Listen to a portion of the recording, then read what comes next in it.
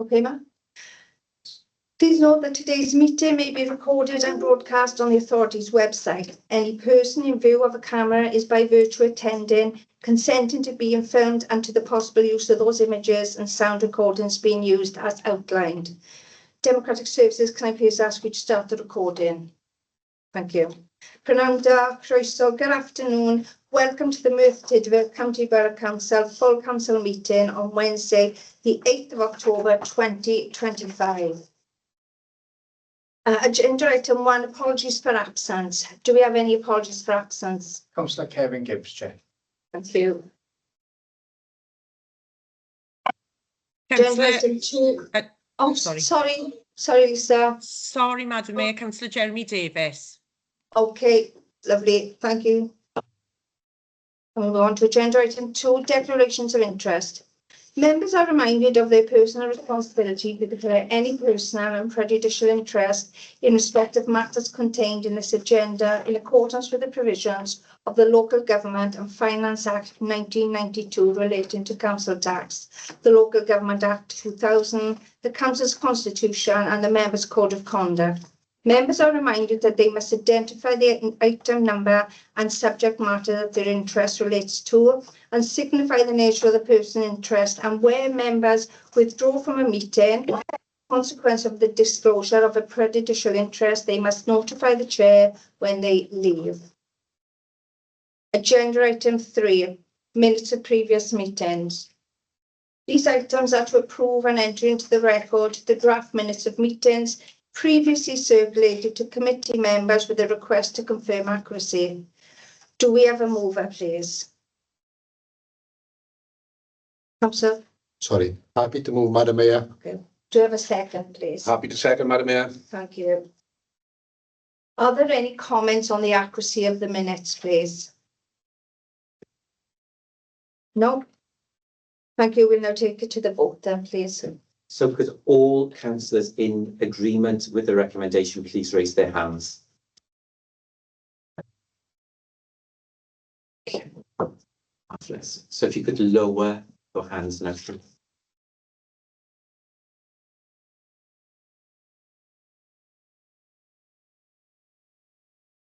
Councillor Galsworthy, your hand is still raised. So all those not in favour of the recommendation. Yeah, I'm sorry, I can't hear. I can't bring my Hand down. Okay. I tried now. I can't make my hand go down.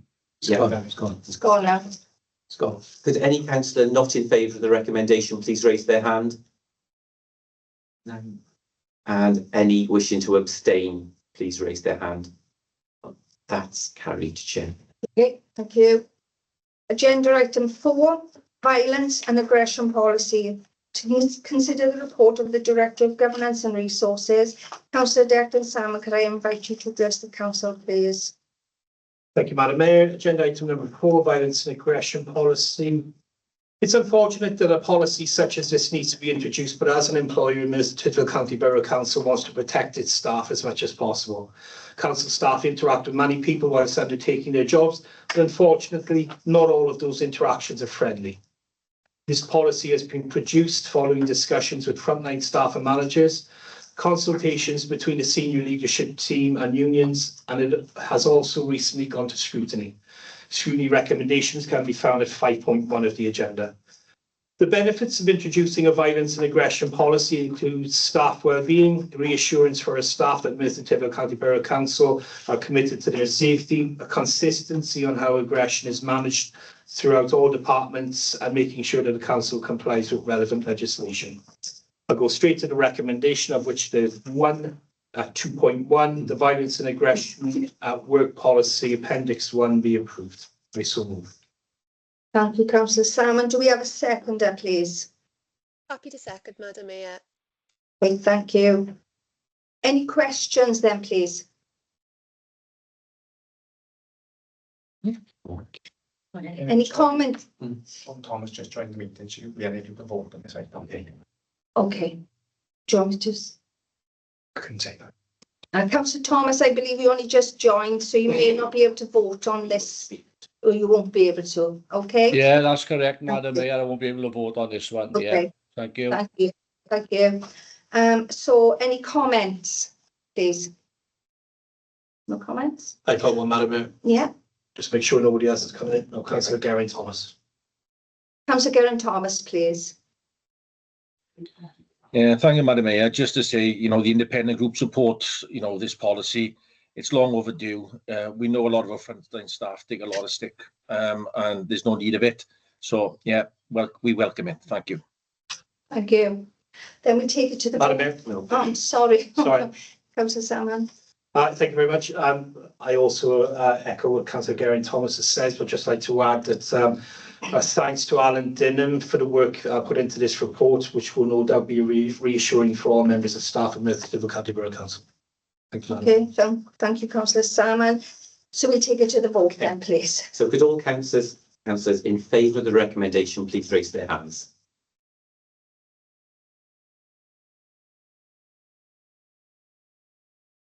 Okay, thank you. I'm sorry, I can't use my hand. It won't work. But I would like to. Yeah, we've say noted yes. that, Councillor Worthy. Okay. Okay, so if you could all lower your hands, please.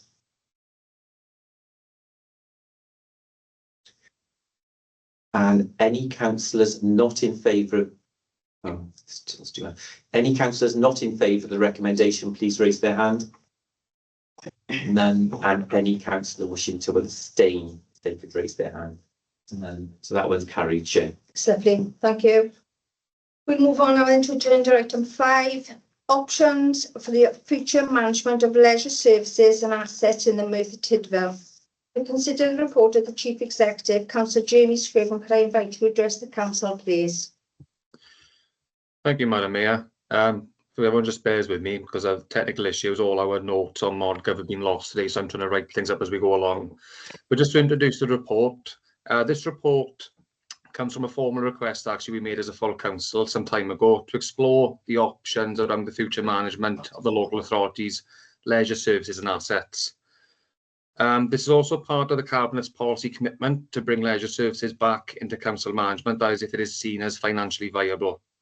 Now, since this work has begun, officers have been tasked with outlining the pros and cons within this report around outsourcing and insourcing options available to us, as well as giving a report on the progress that's been made within the current interim service contracting provision and with Halo.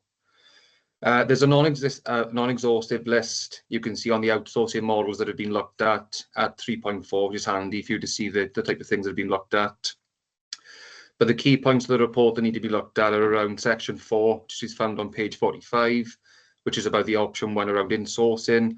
Option 2, the outsourcing begins on item 6 of page 49. And there's also some summarised financial implications you can see at 11 on page 54. The report will conclude that members support option 2, which if supported this evening will follow with officers then conducting a full procurement exercise to outsource the council's leisure services contract and assets.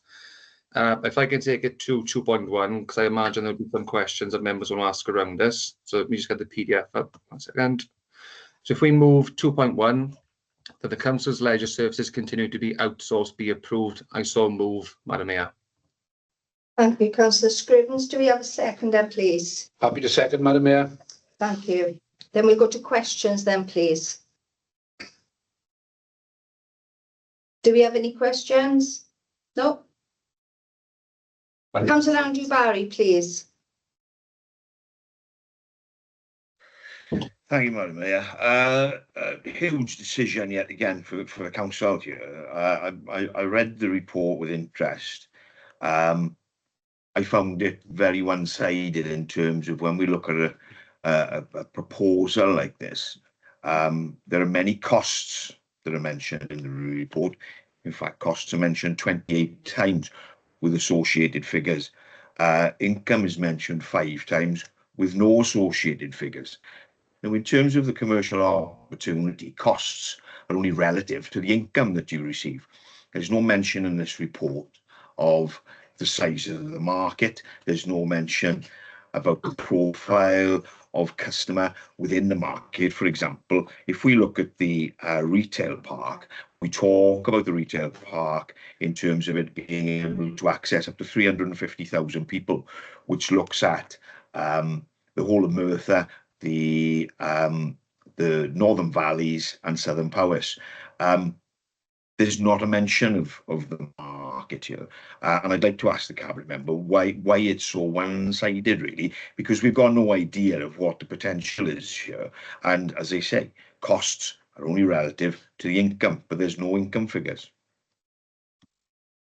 Yeah, thank you, Councillor Barry.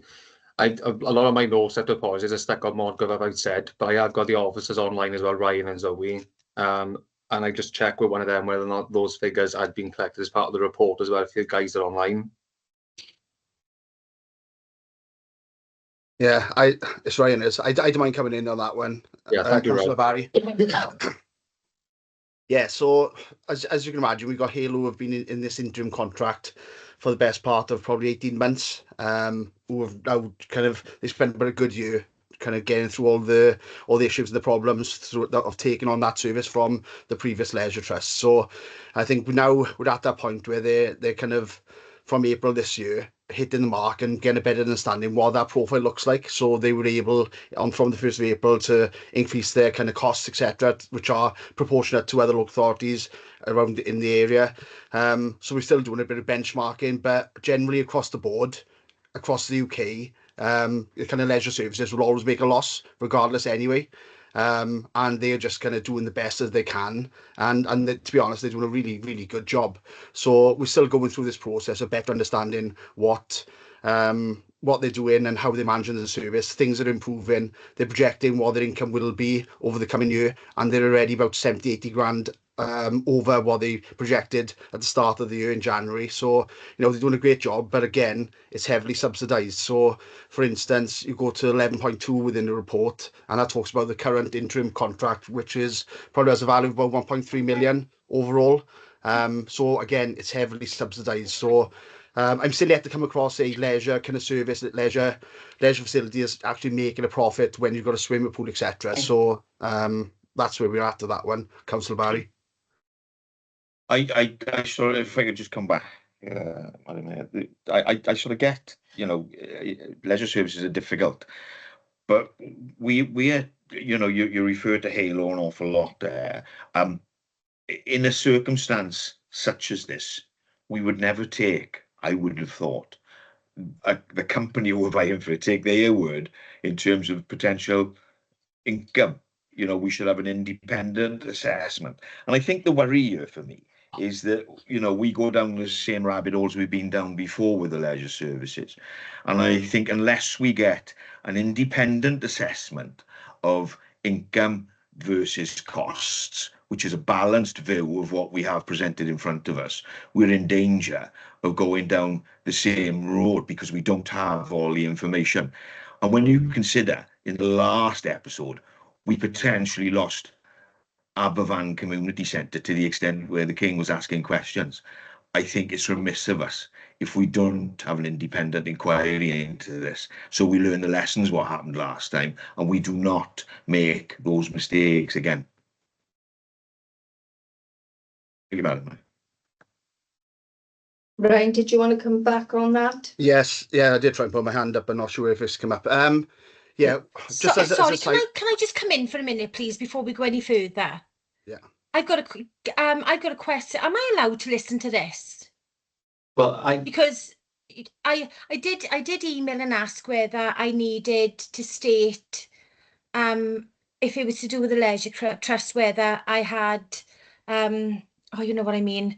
But the more things are being said, I'm just wondering whether I should be listening to this because of my involvement as previous trustee, pending investigation along with Michelle. As are a number of councillors around this table, Councillor Barry being a former trustee himself, as is Councillor Thomas and a few other councillors. There is no conflict of interest in this. You are no longer a trustee of the defunct Leisure Trust. This is a question that's being put before you. Should the council's leisure services remain outsourced or should they be insourced? The previous leisure trust is not relevant to what you're being asked to consider. So there is no conflict. I understand that because I asked you the question and you gave me the email back. I fully understand that. But we're starting talking about previous. And I don't know, you know, when you're talking previous now, you're talking about the previous leisure trust. So Councillor Barry has if made we a are talking comment. about things like that, should I be listening to it is my question. Well, that as for the Councillor Jones, sourcing the and matter for outsourcing, you. insourcing, that's I've given you fine. my advice as to whether or not you need to declare an interest, and the advice was you do not need to declare an interest in the same way as no other councillor who was on the board of trustees as the council trustee needs to declare an interest. If you don't want to take part in the debate, Councillor Jones, that is a matter for you. No, I don't. So No, on this fine. occasion, I will be leaving. Thank you. Okay, thank you. Can I ask a Yes, question? come in, Rick. Obviously, yeah. Oh, hang on a minute now, because I've got other people with their hands up as well. I was so coming back as well, Madam Chair. Brian was coming back, yes, on, I understand. Councillor Barry's comments. Just Yeah, quickly that's fine, on Ryan, yeah. just quickly on Councillor Barry's comments. So on a monthly basis, we have a progress report from Halo Leisure and also a financial report, which is shared amongst senior officers and certainly accountancy, 3 officers with accountancy. So the figures are all sent through. We'd like to think they're all correct, and you know, we've got a great relationship with Halo Leisure, and you know, the accountants are happy with what's been sent through on a periodic basis. So you know, and they're quite forthcoming. Where I mentioned previously that you know they projected X amount per year of income, and they're already 70-80 grand up on that. So you know, we've got a good working relationship. We know there's money to be made there, but it still will make a loss. So I just want to reiterate the fact we have monthly financial reports coming through with all the figures as well, and usage numbers.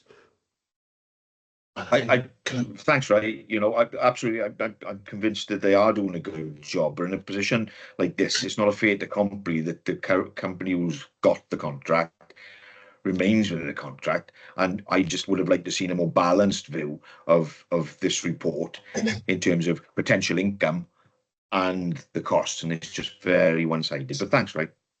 Yeah, can I bring Ellis in view then, please? Yeah, just to come back, well, just to expand on Councillor Barry's point, really. So I think officers, it's been a real challenge to try and craft this report, to try and give that view to councillors, Councillor Barry. So in your point about the potential size of the market, it's really difficult to get that information at the moment. But I suppose whilst that, you know, if we don't feel there's enough there, that is a consideration for you. But we've tried to present a picture in terms of what we are able to put in front of you. The bit about the size of the market, we'd have to look at, we've got that information, but it's the size of the market to what the service you're trying to provide as well, which, and essentially, if we're going to go into a procurement exercise, should council decide to go that route, then you'd be crafting your service provision, really, which would then actually dictate what the market opportunity was to a certain extent. So we, you know, appreciate the, you know, this is not an easy decision, but we've tried to give enough information we could, or all the information we could, in respect of what we had available to us. If you don't feel you can deliberate on that, then obviously, you know, I understand that. But we think, you know, the information provided in this report should give you a deliberation, albeit we acknowledge that the size of the market opportunity isn't included in the report. Okay, Councillor Barry, is that okay?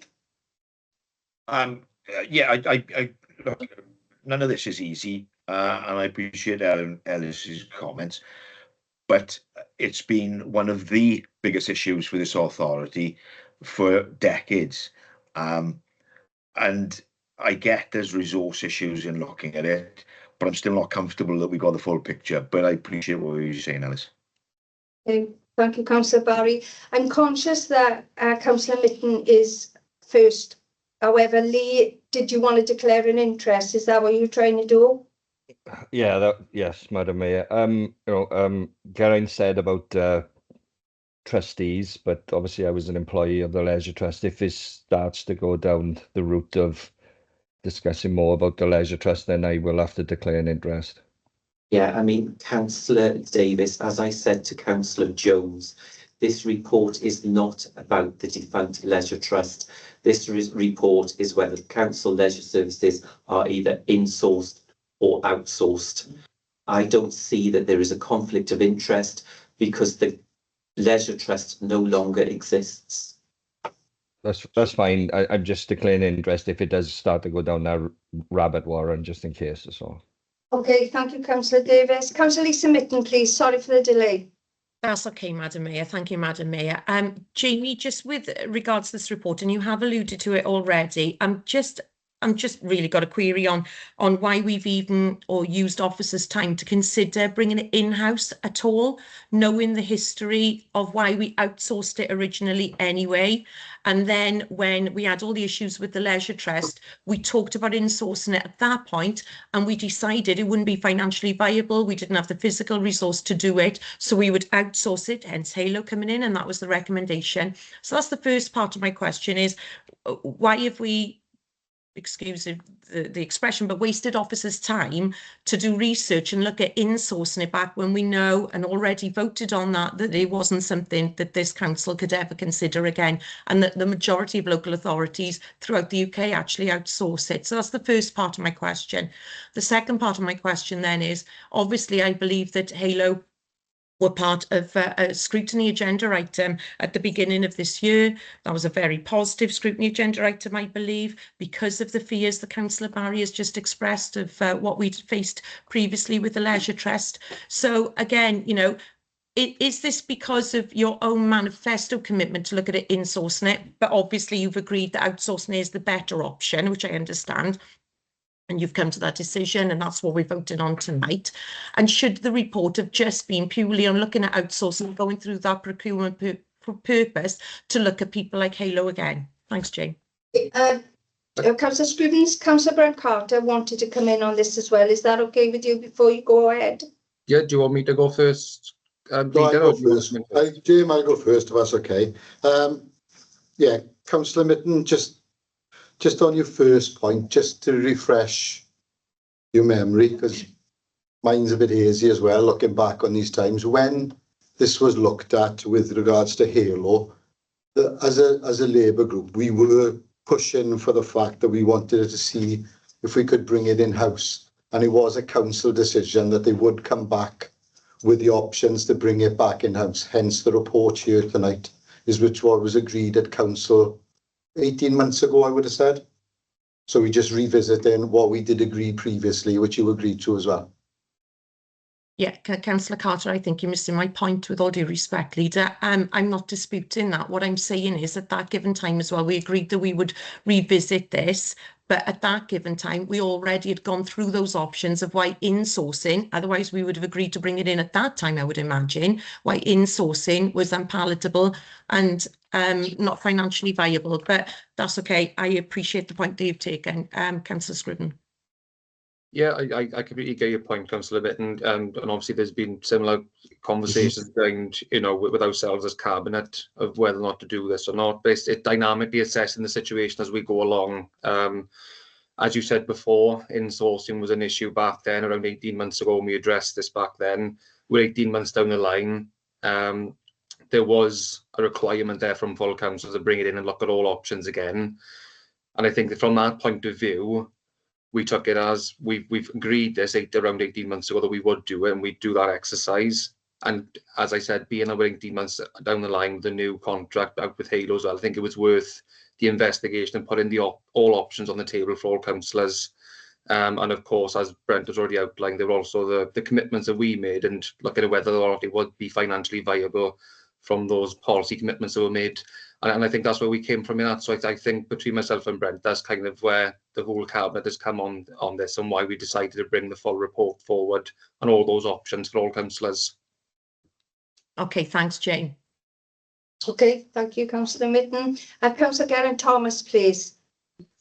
Thank you, Madam Mayor. I'd like to explore a little bit deeper into the report and, you know, the option which isn't being recommended tonight was option 1 about in-house management. So my first question is, like, in reference to section 4.3 and the first bullet point in section 4.8, There's clear acknowledgement that the council currently lacks the specialist, senior, specific staff required to manage leisure service effectively should return in-house.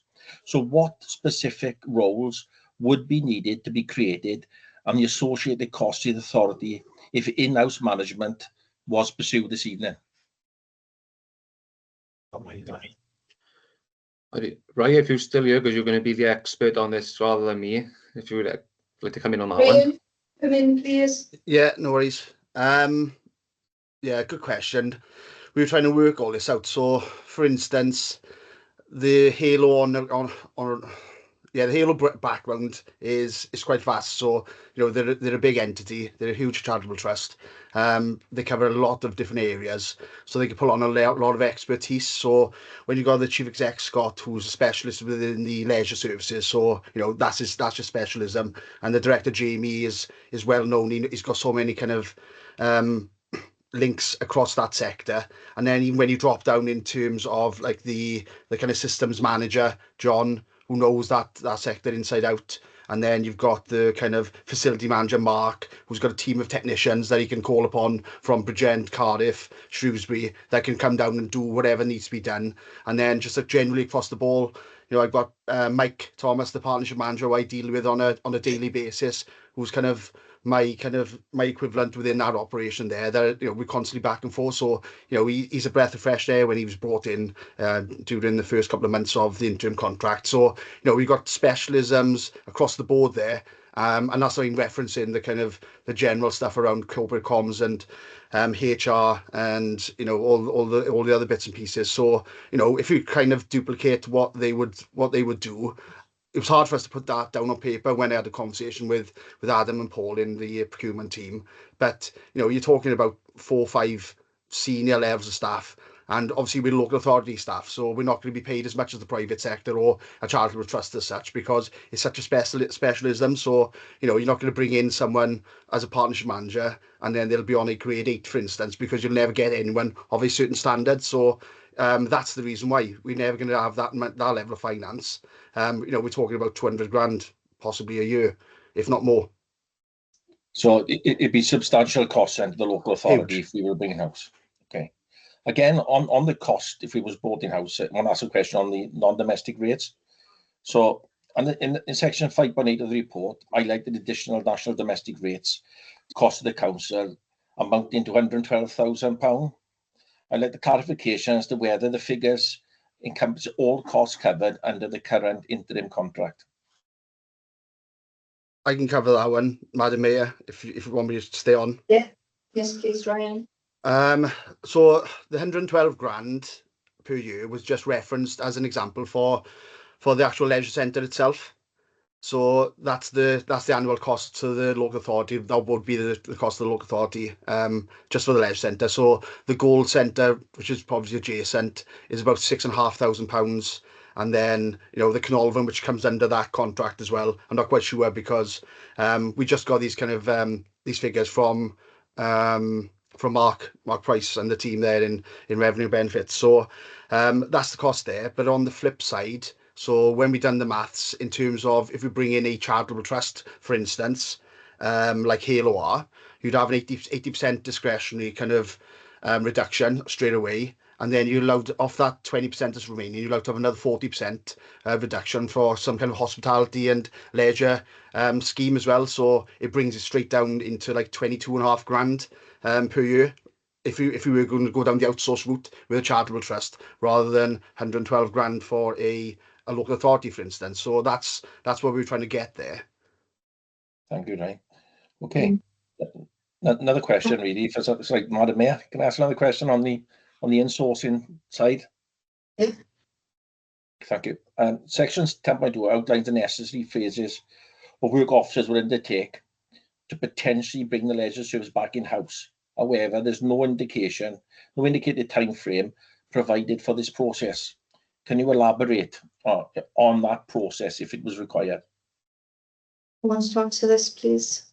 I think Ryan again. Ryan, please. Ryan, that'll have to be you again on the time frame. Yeah, no worries. Go, Ryan. This report has been chopped and changed a little bit from when I went on annual leave to come back, because originally we did have a time frame in there of around 2 years That's the general thought process of insourcing. It takes around 2 years, but as an example, and I don't want to reference another local authority, but it's a working example there of Neath Port Talbot, because I live in Port Talbot now, so I'm always quite looking at Neath Port Talbot as that kind of benchmark. And obviously they're going through this process at the moment, and this was about 3 years ago. They went back into the insourcing route, and that they expected to have a 2-year kind of window to bring it back in-house. I know they have, I think they've had a further year's extension, which they didn't at the moment, and I think they're looking to bring in another year of another extension. So, for instance, I think it's taken them the best part of 4 years, and it's still not back, or certainly 3 years, and still not back with them.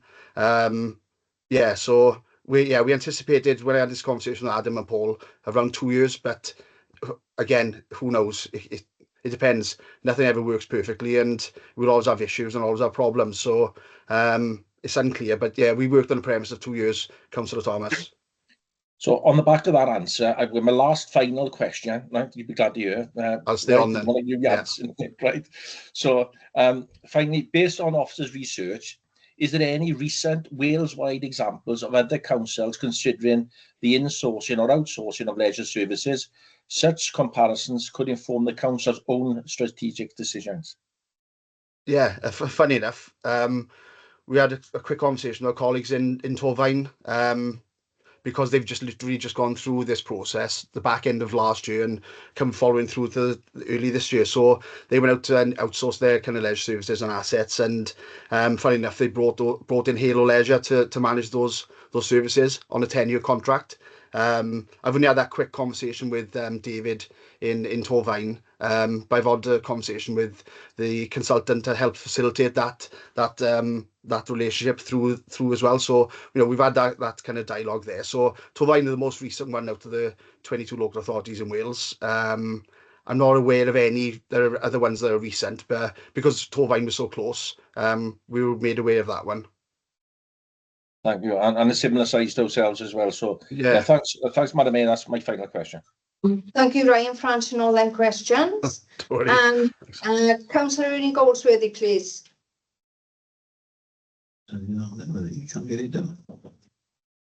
Sound.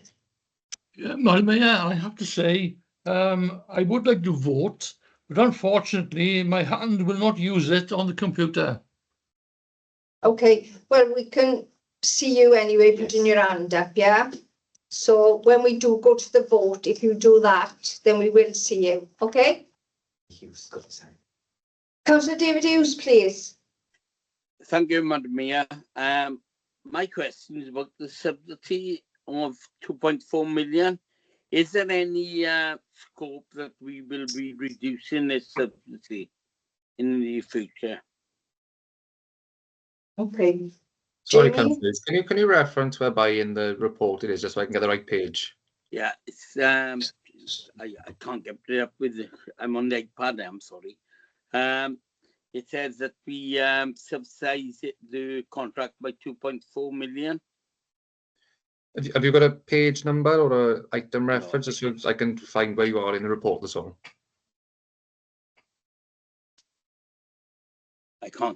I can't go back onto my model from the part, but it is 4.2 million that we pay subsidy. I wonder if Ryan could answer. Right, if you jump in, because I can't just find in the paper where that is. I can't find that in the report, but it was in there originally as a background reference. But again, this report has it's been chopped and changed over the last couple of weeks. But 2.4 million was the original value that we gave the previous leisure trust, but that was encompassing obviously the leisure services, the assets, but also libraries, etc. So that was an old kind of figure that we used probably 2 years ago. So I think 11.2 is the more relevant area there, where we reference, the £91,000 management fee for Halo Leisure. Well, we pay them obviously annually, but that 3% surplus charge, and the 1.2 million, which is given. So about 1.3 million is the really relevant amount that we're working with at the moment. But again, we still got our accountants looking at that and assessing the kind of monthly financial reports and the progress reports, and we're still doing some projections there. So at the moment we're working to the 1.3 million. Thank you very much, Ray. Was there a question with Really, that, Councillor Hughes? I couldn't remember. It was that we're going to reduce to 2.4. I'm looking back on the report we had last year, be honest with you. Well, And we reduced it then to 2.4 only. 1.3. Yeah. Yeah. Okay. That's lovely. Thanks, Ryan. No worries. Thank you, Ryan. No worries. Straight. Thank you. No further questions then. Are we moving on to comments then, please? No comments? Councillor Brown Carter, please. Oh, does Geraint want to come in first? Yeah. Councillor Geraint Thomas, please. Thank you, Madam Mayor. We're slow on the fingers today. I don't know why. Right. Yeah. Right. For me, right, it's given the improvements under Halo's management, it's striking that the Labour administration is now open to the idea of continued outsourcing to the private sector. The apparent reversal raises questions about the competency and rationale behind the policy decisions. There is considerable concern regarding the amount of officer time devoted to researching and producing the current report. It is felt that such efforts would have been better spent on exploring and securing long-term outsourcing solutions for these vital services, rather than revisiting options that have previously proven unsuccessful. For council taxpayers, the reasoning behind considering in-sourcing leisure service is particularly puzzling, especially given the general knowledge that most leisure services operate at a loss and require substantial subsidies. The preparation of the report is therefore seen as an unnecessary expenditure of both officer time and public funds, and is viewed in an ill-judged request from the Labour administration. Thank you, Madam Mayor. Thank you, Councillor Thomas. Councillor Brown Carter, did you want to come in, please? Yes, please. Yet again, I'm probably lost for words with Councillor Thomas. I don't know what planet he's actually living on, but we'll address a couple of these different options he's talking about.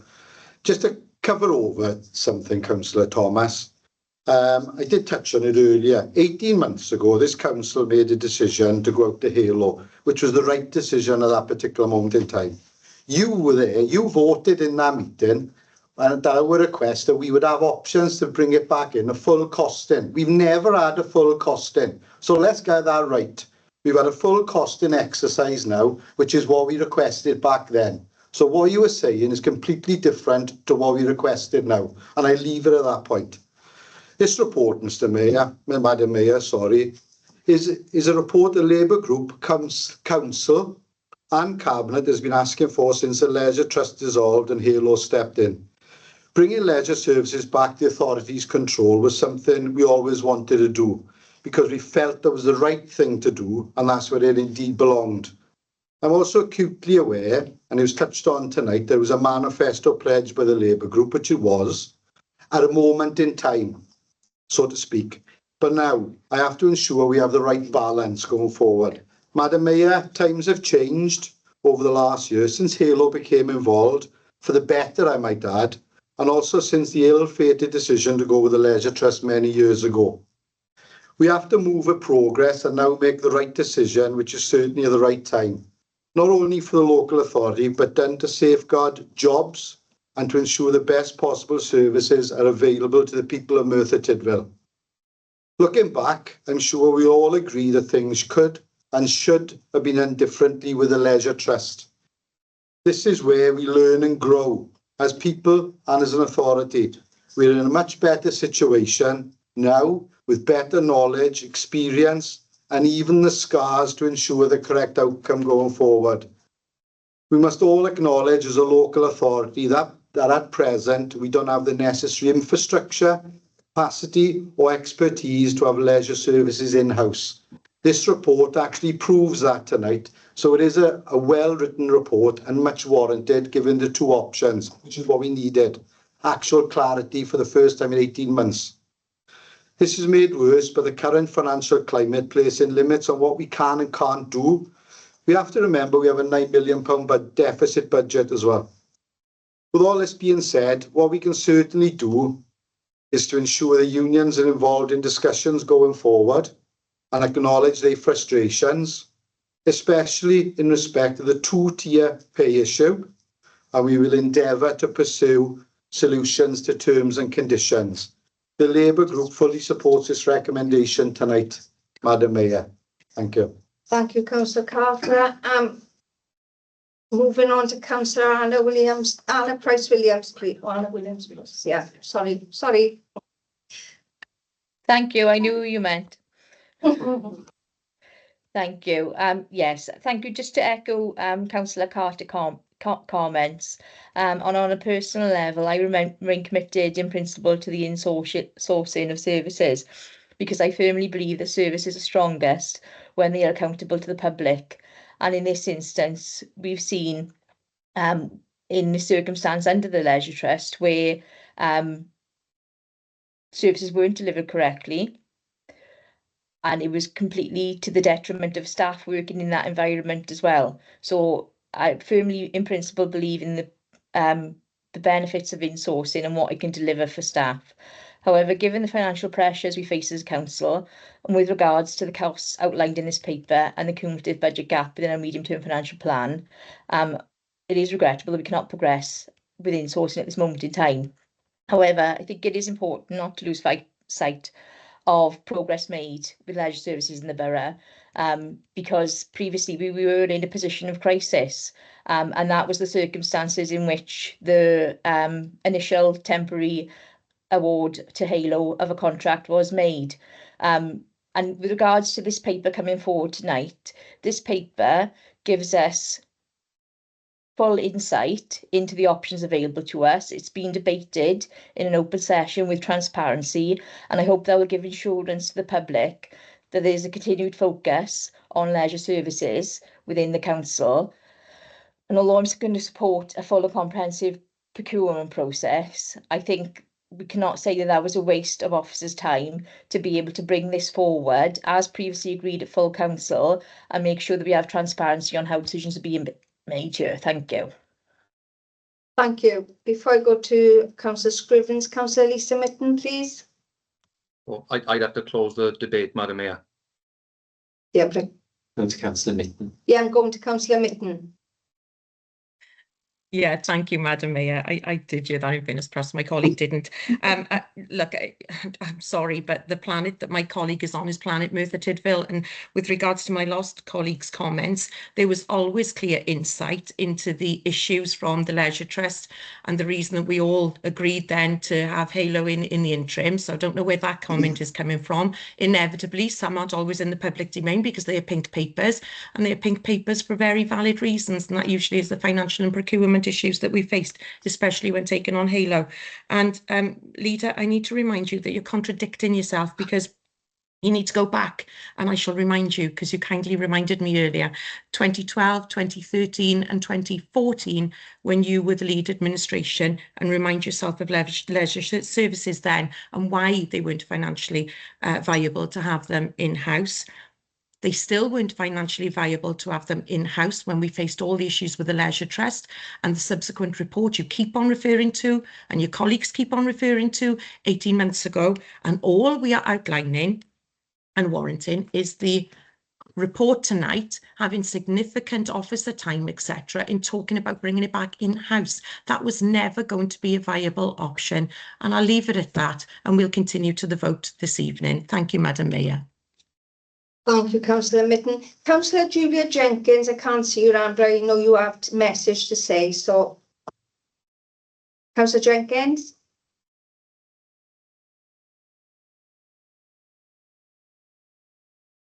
Councillor Jenkins, do you have a comment, please? Okay, we'll go to Councillor Barry then, please. Thank you, Madam Mayor. I agree with Lisa and Geraint there. You know, Councillor Carter's talking about, you know, comprehensive. And look, my question earlier alluded to, in any situation where you're dealing with a market you're going into, the first question you would ask is, how much is it likely to earn? Not how much is it going to cost me? How much is it going to earn?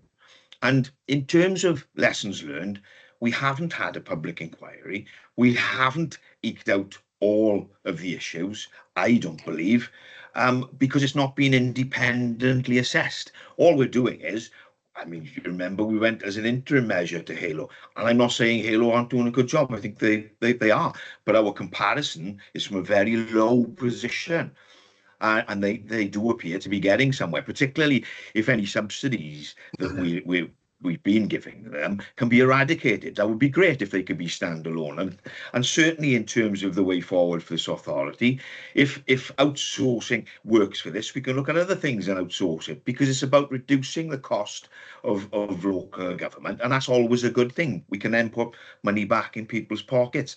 But in terms of comprehensive, it's not comprehensive. That's my point. You know, we don't know how much the market is worth. We only know the costs, and we're only looking at one option really here, which is Halo. There are other companies, and if we did a wider sort of procurement exercise in terms of who's available out there, we may have a different answer, but we're not. This is one option. We know it's not going to come back in. So all we're saying is, let's look at Halo and let's see if we take it to Halo. And that's it. So in terms of comprehensive, I don't know what commercial world you were from, but it's not comprehensive. It's almost a fait accompli, which I understand with the resources we've got. We can't probably do anything else. But to say it's comprehensive is not the truth of it, is it? It's a fait accompli that we got one option here, and that's the only option we're looking at. Thanks, Mr. Mayor. Okay, Mr. Barry, thank you. Did you want Madam Mayor, can I just clarify for all councillors, just Councillor Barry, in terms of your comment, so if council are minded to continue with outsourced provision, a full procurement exercise will be undertaken. So it's not a fake accompli that is Halo. It will go out to full procurement, and obviously whoever the winner tender would be who we would be put in front of council for final decision of award of contract. Okay, thank you. Councillor Jamie Scrivens then, please. Madam Mayor, before Councillor Scrivens comes in, just on behalf of Councillor Julia Jenkins, could officers, Democratic officers, try and unmute her? She's been muted externally. That sounds terrible, sounds like something from Doctor Who, but she's been muted externally and can't unmute herself. I just wondered whether they could try. If not, I'm sure she'll be okay that she can't contribute. But no, I'm just confirming, Matthew, it's not possible. The mic isn't disabled. The mic isn't disabled, so okay. Hopefully she can hear that. I'm not sure. And try again. Because I did try and bring her in, but obviously there was no response. I'm going to go to Jamie then, please, Jamie Scrivens, to comment. Yes, thank you, Madam Mayor. I appreciate all the comments are being brought on board from both sides. You know, and as Councillor Barry said at the start, I am conscious of the fact that the report needs to be balanced. It's been difficult, obviously, over a short-term occupancy with the current contract and getting the benchmark information, understanding how that market looks. And I do appreciate that. We're not in a great position, and I don't think we ever have been when it's come to leisure services. You know, and I got to say thank you to Ryan as well for the technical issues this evening, as I haven't been able to get any of my notes up. You know, and Ryan was right in talking about the skills and the knowledge gap in terms of what we've got, you know, around competitive salaries, you know, the specialism that we're dealing with when it comes to leisure services. We would be looking at substantial cost, which just brings me on to the point then of the constant question being asked of, well, why are we looking at this? The public want autonomous services. We've had these conversations that we said some time ago. You know, the public are up in arms over the fact that the Leisure Trust failed as it did and the issues that we faced. And I think as much as I wasn't part of the council and the operations, all the things I've decided back in that time, and I sort of came on in the last term, I think for myself as a portfolio member, what I want to do is bring everyone on board with me. I want a holistic, all-inclusive approach with all councillors. I don't want to be here if we make it to the next term and get back in and then someone turned around saying, well, that was under your regime, Jid, and you didn't include us in those conversations. We didn't see all the options. I would rather put everything in front of you, and I don't see that as a waste of officers' time to say that I brought everyone on board. I've not been involved in what's been done previously. I think I want everyone on board, whether that's the Labour group, as we work with as an administration, whether that's the independent group, whether that's with the reform group. I want everyone to be involved in these conversations and have the opportunity to see everything that's put on the table. And I don't see that as a problem. I've got to say massive thank you to Halo. I think since the contract's been taken up, they're doing fantastic work. But as Elsa said, this isn't just a quick snap and fix of us going, look, we know that we can't in-source, and the report outlines that directly, but a full procurement exercise is going to take place. As brilliant as the work is, I think we've got to look at all the options moving forward now. And as Councillor Carr says about getting the correct outcome, we can't end up in the situation we were before with the previous leisure trust. It's just not acceptable, and we can't do that to the public and to these services. So as I said, I do appreciate everyone's comments. I do take on board everything that's been said. I've made plenty of notes about things that we need to look at as we go through the next stages. But that will be all from me, Madam Mayor, and I'm happy now for everything to proceed to vote. Okay then, thank you. Before we go to the vote, can I just thank Ryan as well, because he came back and answered quite a lot of complex questions. So thank you on that. We're going to take it to the vote now then, please. Okay, so could all councillors in agreement with the officer's recommendation, please raise their hands.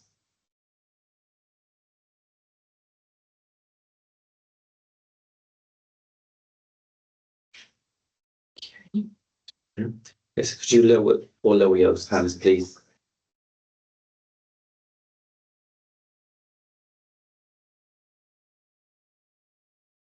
Could all councillors not in agreement with officer's recommendation please raise their hands?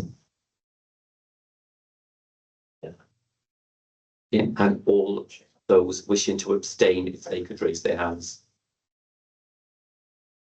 Marvellous, that's carried, madam. Okay, lovely, thank you. Right then, we're moving on to agenda item 6. Panel performance assessment. To consider the report of the Director of Governance and Resources, Councillor Declan Salmon. Could I invite you to address the council, please? Madam Mayor, sorry, can we call Councillor Claire Jones back in, please? Sorry to interrupt. Yeah. Can you do that?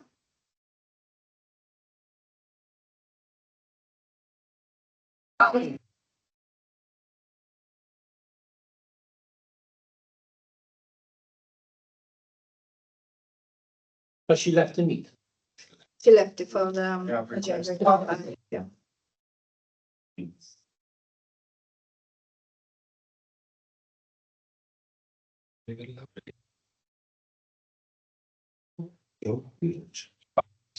Okay, I'm going to again go through agenda item 6, panel performance assessment, as Claire has returned. To consider the report of the Director of Governance and Resources, Councillor Declan Salmon. Can I invite you to address the council, please?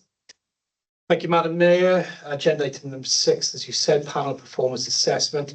The panel performance assessment, or PPA for short, report outlines the statutory requirements and planned approach for Merthyr Tydfil County Borough Council's upcoming performance review, scheduled for the week beginning 2nd of June 2026 and publication by December 2026. Under the Local Government and Elections Wales Act 2021, all councils must conduct a corporate level performance assessment once per electoral cycle to evaluate how well the council is exercising its functions effectively, that we are using our resources economically, efficiently and effectively, and that we are maintaining effective governance. I believe we will be the last council to undertake this panel performance assessment. And if any members are interested in seeing somebody complete the reports from other local authorities, I can send you those links. They make for interesting reading. The panel performance assessment is not supposed to be an audit or inspection, but a supportive review aimed at continuous improvement for local authorities. I believe Andrew Mogford will be the lead for the panel performance assessment, and as the author of this report, should be able to answer any questions any members may have about it. Sorry. Okay. Right, I'll just go to the recommendations, which is 2. 2.1, the delegation of authority to the leader and chief executive for setting the scope, timescales, confirm the appointment of the panel and terms of reference together with progressing the panel performance assessment be approved. And 2.2, the requirements of the panel performance assessment be noted. I so move. Thank you, Madam Mayor. Sorry, Councillor Salmon. Do we have a seconder, please? Happy to second, Madam Mayor. Thank you. Can we move on to questions then, please? Any questions from members? No questions. Move on to comments then. And Councillor Andrew Barry, please. Thank you, Madam Mayor. Just two questions. In terms, I know we talk about costs, will be put in front of council and cabinet at a later date. But it talks about the lay members and independents. Of that panel, are there any costs involved? Do we know at this stage? Andrew and Melissa, costs for this year have been picked up by the Welsh Local Government Association. Okay, thanks. So there's no cost to the local authority this year. Okay, and second question is, how does this relate to what governance and audit do already then? Okay, so the panel performance assessment forms part of the Local Government and Elections Act. So it's a chance for an external panel to be elected by ourselves to look at the three elements within that statutory duty of effectiveness, efficient and economic, but also then an area that we would also like some in-depth work done from peers. So it does actually look at how that links to that particular aspect of legislation, whereas the Local Governance and Audit Committee will look at that, but it a lot wider as well, Councillor Barry. So this is a specific piece of work that's carried out once every electoral cycle by each local authority, with a report published then so that it can help us on all of us on our improvement journey. So whereas the Governance and Audit Committee will look at local issues and look at those regularly, particularly around finance and risk, whereas this is an opportunity for external peers to have a deep dive into certain areas. And in terms of any recommendations that they may make, because I'm conscious that this is outside of Council Chamber Cabinet, any recommendations made, will they need to be run past Cabinet and Council first? Yeah, so the process which is explained in the report means that when the draft is done after the performance assessment, that is taken to the Governance and Audit Committee. We then as a council will have an opportunity to respond to that, and that gets approved at council. So the delegated authority is for the organisation and the setting up of the panel performance assessment and progress, but the final report will go to the Governance and Audit Committee and it will come back to council as set out in that legislation. Lovely, thanks so much, Anne. Thank you. And we'll move on to comments then. Any comments, please? Madam Mayor, if there's none. There is none, so Councillor Salmon. Thank you, Madam Mayor. It's just quickly, it's to thank Andrew Mogford for putting this report together, for the work he's already started as part of the panel performance assessment, and for all the help he'll be given to members going forward as part of the assessment. What I do as well is I send 3 of the reports that I have to all members now within the next couple of minutes. Thank you, Madam Mayor. Thank you. Then we'll go to the vote then, please. So could all councillors in agreement with officer's recommendation please raise their hands?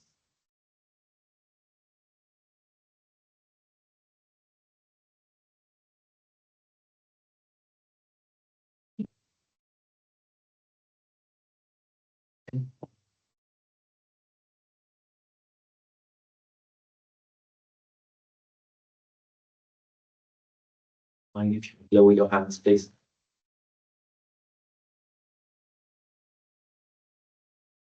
So could any councillor not in agreement with officer's recommendation please raise their hand? And any councillor wishing to abstain please raise their hand. That's carried, Madam Mayor. Thank you. Okay, agenda item 7. Deal with any other urgent business or correspondence. There is none. Agenda item 8, to receive communications from Their Worship the Mayor, and there is none. Thank you for attending. The meeting is now closed. Thank you. Thanks, Madam Madam Mayor. Mayor. Thank you.